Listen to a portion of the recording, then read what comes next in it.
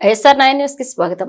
కీలా వరంగల్ ప్రాంతాన్ని echo temple గా tourism అభివృద్ధి చేస్తామని అందుకు ప్రణాళికలు రచించాలని రాష్ట్ర అటవీ పర్యావరణ దేవాదాయ శాఖ మంత్రులు శ్రీమతి కొండా సురేఖ అధికారులకు ఆదేశించారు. ఇక మంత్రి కొండా సురేఖ ఆదివారం గ్రేటర్ వరంగల్ నగర మేయర్ గుండు Sudharani, collector doctor Satyasarada, GWMC commissioner Ashwini Tanaji Wakade, జిల్లా అటవీ శాఖ అధికారి అనుజ్ అగర్వాల్తో కలిసి కీలా వరంగల్లోని రాతికోట ఉత్తర ద్వారం, ఏకశిలా క్రీడా మైదానం, అగర్తా చెరువు మత్తడి, అగర్తా చెరువు, లక్ష్మీప్రత్రి, గండి, త్రికూటాలయాన్ని, పరావాస్తు శాఖ మ్యూజియం, శంభుని గుడి ప్రాంతాలను పరిశీలించి ఎకో టూరిజంతో పాటు టెంపుల్ టూరిజంగా అభివృద్ధి చేయటకు సంబంధిత అధికారులకు పలు సూచనలు చేశారు. ఈ కార్యక్రమంలో అదనపు కలెక్టర్ సంధ్యారాణి, కార్పొరేటర్లు బైరబోయిన ఉమాదామోదర్ యాదవ్, భోగి సువర్ణ సురేష్ తదితరులు పాల్గొన్నారు.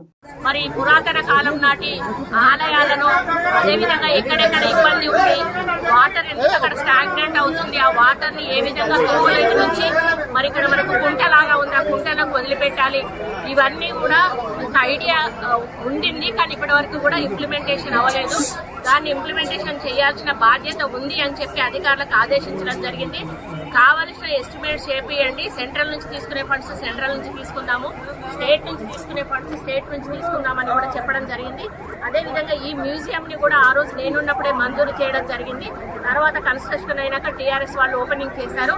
కానీ దీన్ని మళ్ళీ యూజ్ లోకి తీసుకురాలేదు. ఇది పాడుపడిపోతా ఉంది అని చెప్పి మళ్ళీ ఈ డిపార్ట్మెంట్ వాళ్ళని కూడా పిలిచాము. వాళ్ళకి కొంత గవర్నమెంట్ నుంచి అమౌంట్ పెండింగ్ ఉంది అని చెప్పారు. ఆ పెండింగ్ అమౌంట్ కూడా రిలీజ్ చేస్తాము. 9th సెప్టెంబర్ కు కాలేజీ బిల్డింగ్ ఏదైతే ఉందో ఆయన పుట్టినరోజు సందర్భంగా ముఖ్యమంత్రి గారు వరంగల్ రాబోతా ఉన్నారు. ఆ సందర్భంలోనే ఈ యొక్క బిల్డింగ్ ను కూడా ఓపెనింగ్ చేయాలని చెప్పి మేము చెప్పడం జరిగింది.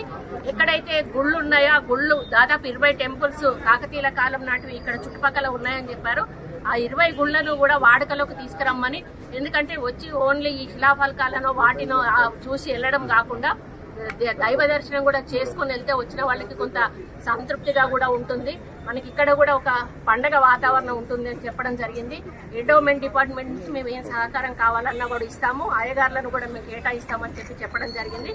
ఈ విధంగా వీటన్నిటిని కూడా మొత్తం కూడా యూజ్లకు తీసుకురావాలనేది మా యొక్క ముఖ్య ఉద్దేశము. ప్రభుత్వానికి సంబంధించిన ఏ ఒక్క ఆదాయం అంటే ఏ ఒక్క ఆస్తి కూడా పడవబడకూడదు, ప్రజల్లోకి రావాలి, ప్రజలు దాన్ని యూజ్ చేసుకోవాలి. ఇది మా లక్ష్యం.